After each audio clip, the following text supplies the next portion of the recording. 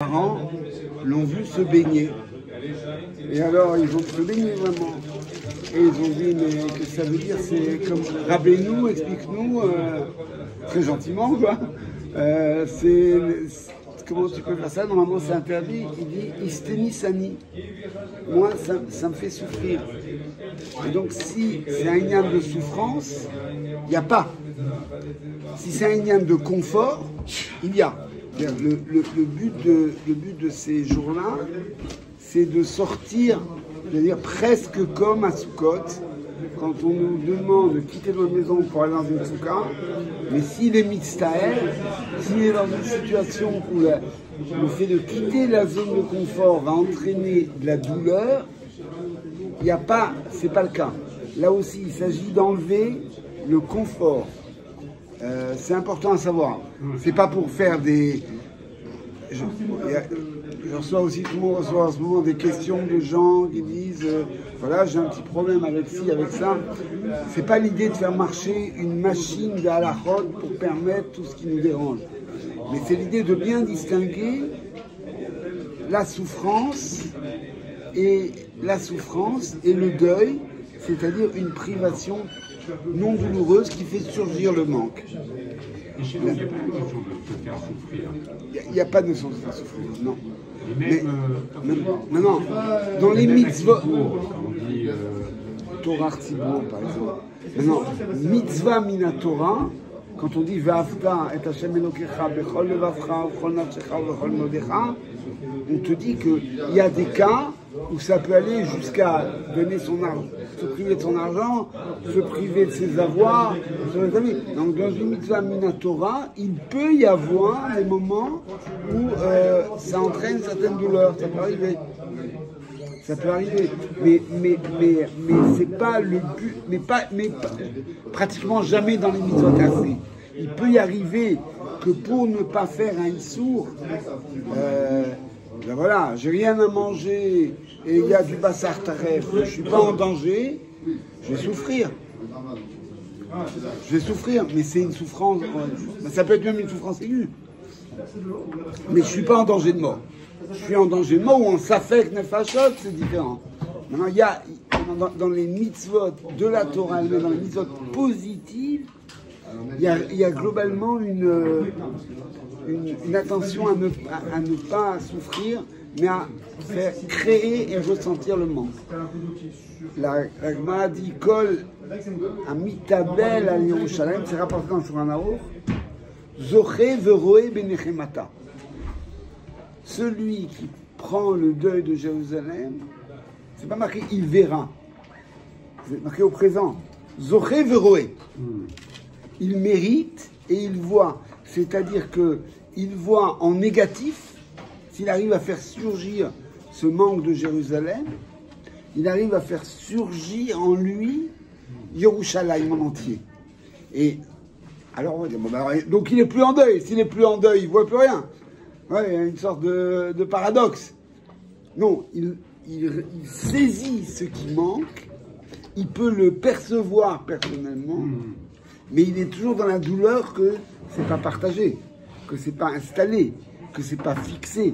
Alors évidemment que le deuil de Jérusalem ne s'arrête pas à partir du moment où j'ai fait surgir le manque. Je disais hier que dans la Gemara est très sensible au fait que il est très difficile de prendre le deuil de Jérusalem. La Gemara met en scène une anecdote. Elle dit qu'il y avait un Amora, on a peut-être déjà parlé, un Amora qui marchait d'une ville à l'autre, et il y a un Oved Kochavim qui l'accompagnait. Et le Oved Kochavim, il marchait moins vite. Et alors, le Oved Kochavim, il a eu l'idée, il a entendu une fois, dans le quartier juif, un rabbi qui disait que la tristesse brise la moitié des forces de l'homme. Anacha soveret chatzi gufo shel adam.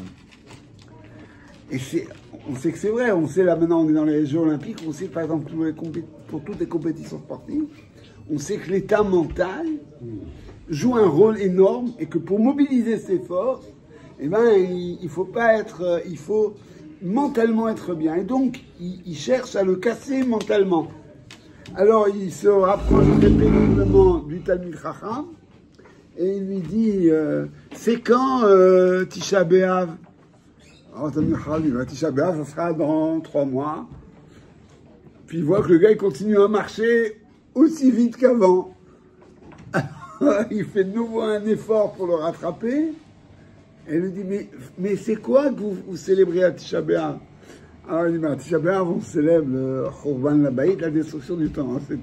C'est triste, oui, c'est très triste, et puis on continue à marcher plus vite. Alors le gars dit, mais écoutez, j'ai une question, j'ai entendu qu'il y avait un rabbi qui disait que la tristesse enlève les forces à l'homme, et vous avez l'air de garder toutes vos forces.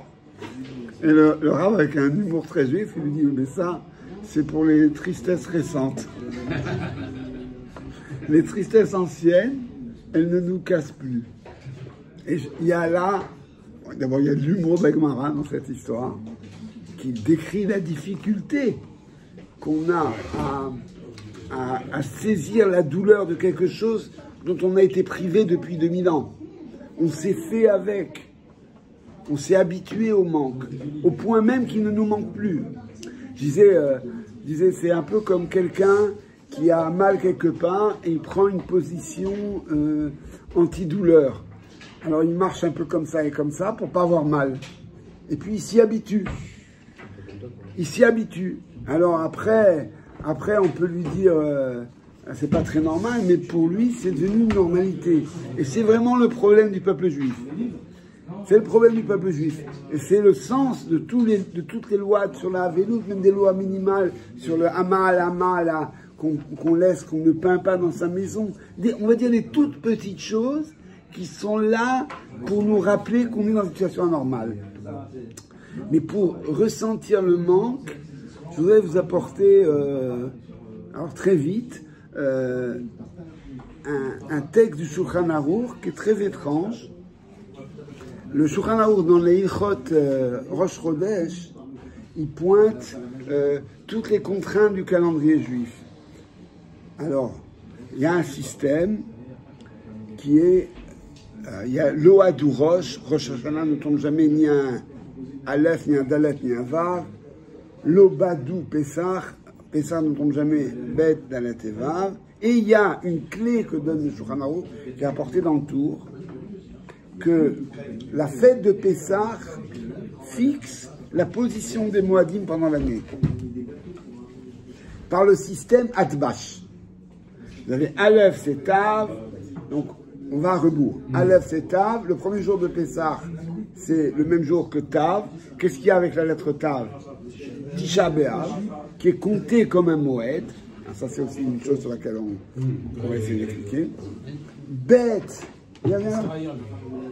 Bête, c'est Shin, c'est Shavuot. Shavuot, c'est comme le deuxième jour de Pessah. Bête, Aleph, c'était Tav, donc Bête, c'est Shin. Premier jour de Pessah, deuxième jour de Pessah. 2, Shavuot. Bête, c'est la lettre T. Non, si le Pessah tombe, le deuxième jour tombe un mardi, Shavuot tombera un mercredi, comme cette année. Gimel, c'est Resh, Rosh Hashanah. Le troisième jour de Pessah, c'est un jeudi. Rosh Hashanah serait un jeudi. Alors jeudi, puis combien de jours? Vendredi et Shabbat. Dalet, c'est Kuf Kriyat Torah, c'est Simchat Torah, qui tombe le lendemain, donc un vendredi. Tzadik, c'est Tzadik, c'est Tzom, c'est Kippour, qui tombe le cinquième jour de Pessah. Le cinquième jour de Pessah, c'était Shabbat, Kippour tombe à Shabbat. Vav, c'est P. Qu'est-ce qu'il y a avec la lettre P? Purim. Mais pour Purim, c'est le seul cas où c'est pas le Purim de l'année qui vient, mais le Purim qui est lié à Pessah, de l'année qui précède. Et alors, Zayin, ce serait la lettre Aïn. Il n'y a pas. Je crois qu'il n'a rien pour la lettre Aïn. Alors je vous le dis parce que ça fait partie du grand argument de la Sarknout, que Aïn, c'est Yom Ha'atzmaut, et que le 5 Iyar, effectivement, tombe le 7e jour de Pessah. Le seul truc, c'est que c'est très très rare qu'on célèbre Yom Ha'atzmaut, le 5 Iyar. Une chance sur 4 en gros. Parce que s'il tombe dimanche, même lundi ou vendredi, on décale, etc. Donc il y a un seul cas en gros où il tombe le 5 Iyar, c'est Yom Ha'atzmaut. Voilà. Mais alors, le Shulchan Aruch revient sur ce système de correspondance pour dire que Pessah en fait est la clé des Moadim. Et il dit Vesimaner, comme si on avait encore besoin d'un siman. Tisha B'Av, c'est le premier jour de Pessah. Vesimaner, Al Matzot Umrorim Yochlu'u. Le Korban Pessah, tu le manges avec la matzah, qui symbolise la liberté, et le maror, qui symbolise l'amertume. La liberté, c'est Pessah, et l'amertume, c'est Tisha B'Av. Et on se demande pourquoi le Shulchan Aruch, et en fait c'est le tour, a besoin d'insister lourdement. Tu as déjà une clé mnémotechnique, puis finalement c'est pas si important, si tu t'en rappelles pas, tu t'en rappelles pas. Le Shulchan Aruch veut absolument relier Pessah et Tisha B'Av. Et c'est là-dessus que je voudrais m'arrêter. Sur le statut du Maror. Le statut du Maror, la Gemara dit que quand on fait la bracha sur l'Achilat Matzah, et après, on fait après la bracha l'Achilat Maror. Et pourquoi on ne mangerait pas les deux ensemble?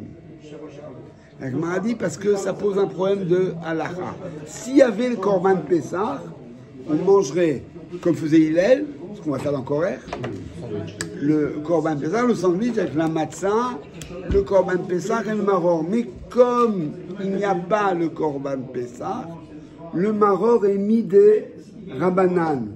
Le maror n'est pas minatora. Le maror est minatora que quand il y a le Korban Pessah. Et donc, tu ne peux pas mettre la matzah, qui est une mitzvah minatora indépendante du Korban Pessah, avec le maror, qui est une mitzvah de Rabbanan, qui est juste faire le Korban Pessah.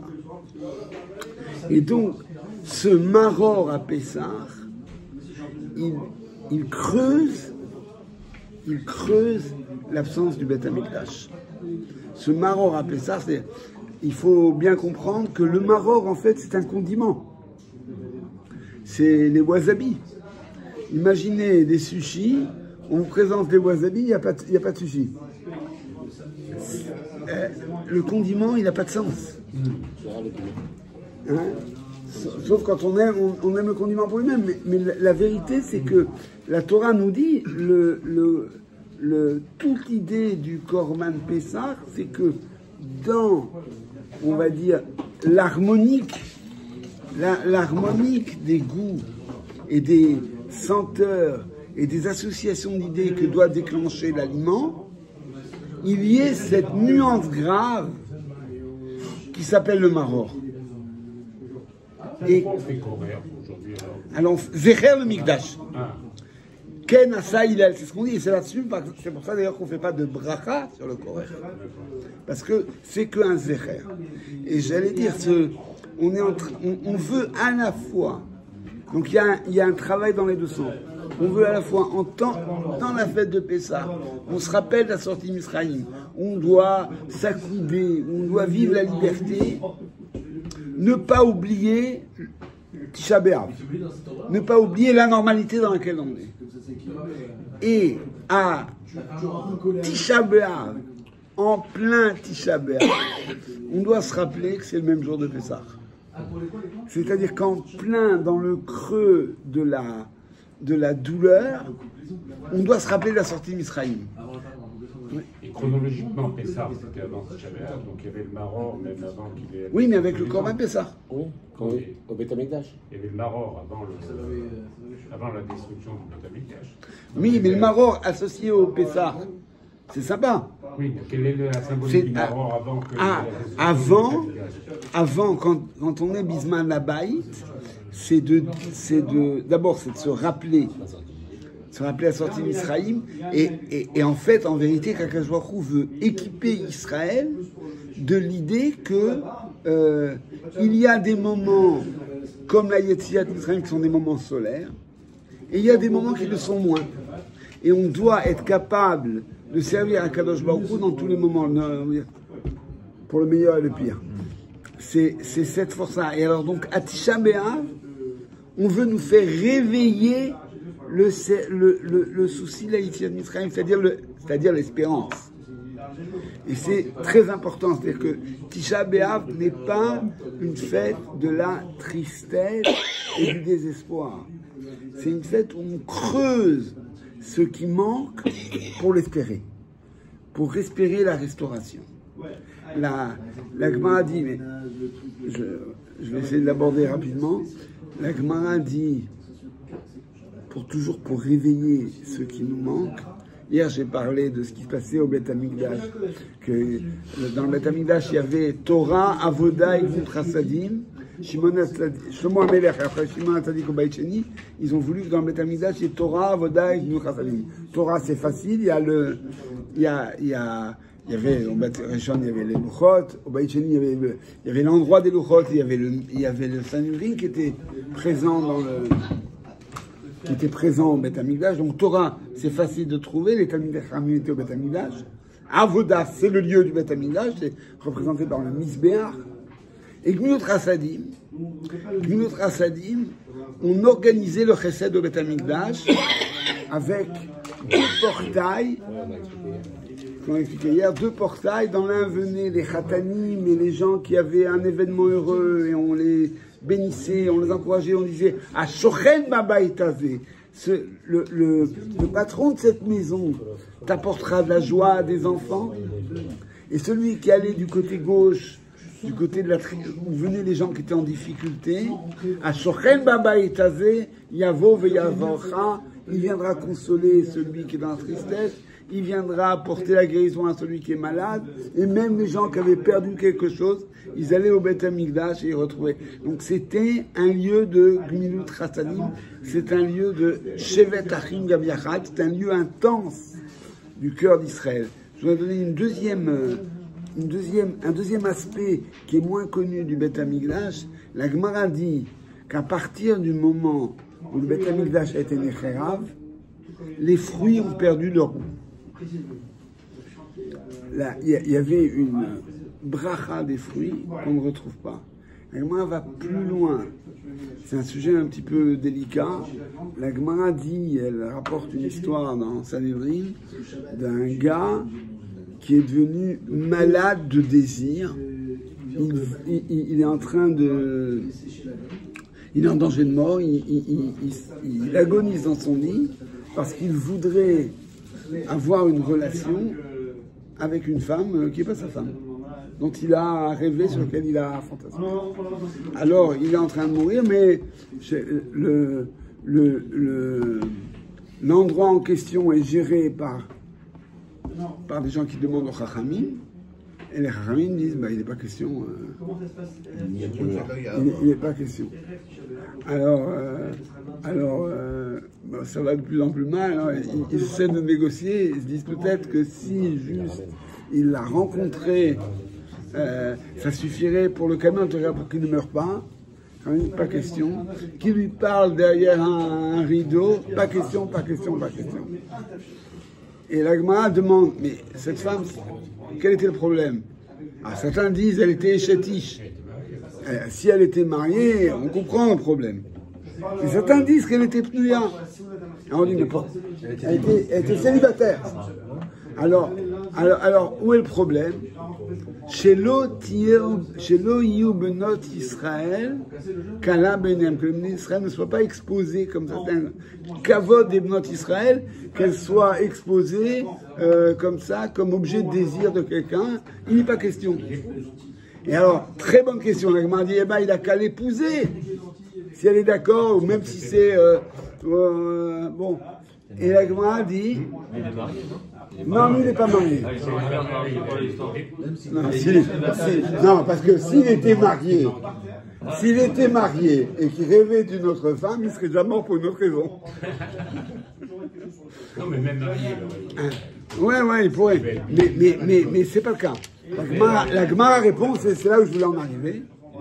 La Gemara répond, Calme-toi, calme-toi. Là, on est à fond. La Gemara répond. La Gemara répond. Ouais, on se calme. La Gemara répond une réponse incroyable. La Gemara, elle dit, ça l'intéresse pas de se marier. Chez Miyom, chez Harav Bet Hamikdash, parce que depuis le jour où le temple a été détruit, Nitla Ta'ambia, le goût de la relation sexuelle est parti. Venitna Leovre Avera, et elle se trouve chez ceux qui sont en transgression. C'est-à-dire qu'il y a quelque chose qu'il faut expliquer maintenant, d'absolument terrible, qui s'est passé, dans lequel le rapport au plaisir a été perverti. Le rapport au plaisir a été perverti. On ne vit rien de grand dans un plaisir permis. On vit quelque chose de très fort. Je pense aux adolescents. Je pense à tous ceux qui... Et aujourd'hui, ça dure de plus en plus longtemps. Tous ceux qui veulent vivre quelque chose de fort et qui le cherchent dans le risque, dans la transgression. Et ça, c'est la crise du Churban Habayit. C'est-à-dire la crise du Churban Habayit, c'est que le Olam Hazé, il n'est pas intéressant. Le Olam Hazé, il n'est pas intéressant. Et j'allais dire que aujourd'hui, je pense que le postmodernisme, on est au sommet de cette crise de l'Occident où il y a de l'abondance, on a de quoi nourrir la planète plusieurs fois, et pour des raisons de distribution aussi, ça se fait pas. Et ce qu'on a comme pouvoir d'achat, même on va dire le pauvre aujourd'hui, il a un pouvoir d'achat qui est équivalent à 50 fois celui des générations précédentes, de gens qui étaient, on va dire, dans une situation moyenne, et il est malheureux. Pourquoi? Parce que tout ce qu'on a n'a pas de goût. Quand est-ce que ça prend du goût? Quand on a le sentiment qu'on est à la table d'Akadosh Baruch Hu. Quand on a le sentiment que ce qu'on a, on le doit à Akadosh Baruch Hu. Et c'est la raison pour laquelle celui qui arrive à ressentir, malgré tout, la présence d'Akadosh Baruch Hu, avec le Churban Habayit, il ressent, il voit la Nechama, il sait qu'Akadosh Baruch Hu est avec nous, il se rappelle de Pessah et la sortie d'Israël, c'est-à-dire la présence d'Akadosh Baruch Hu qui traverse l'histoire, et lui, il continue à être attaché, alors il peut retrouver ce goût des choses. C'est ce qu'on fait avec les birkot anéhénin. Toutes les birkot anéhénin, toutes les brachot qu'on fait avant et après avoir mangé, sont là pour réparer ce défaut de jouissance qui est lié au Churban Habayit et pour établir une jouissance amitite. Le jeûne de Tisha B'Av est là pour réveiller cette idée que c'est pas normal d'avoir à manger, c'est pas normal d'avoir à boire. C'est le chesed d'Akadosh Baruch Hu qui, malgré tout, malgré notre désunion, malgré toutes nos erreurs, est là et traverse l'histoire et garde le peuple d'Israël. Comme il a fait Betzetin Israël, ainsi le Voïl Yerushalayim. Voilà.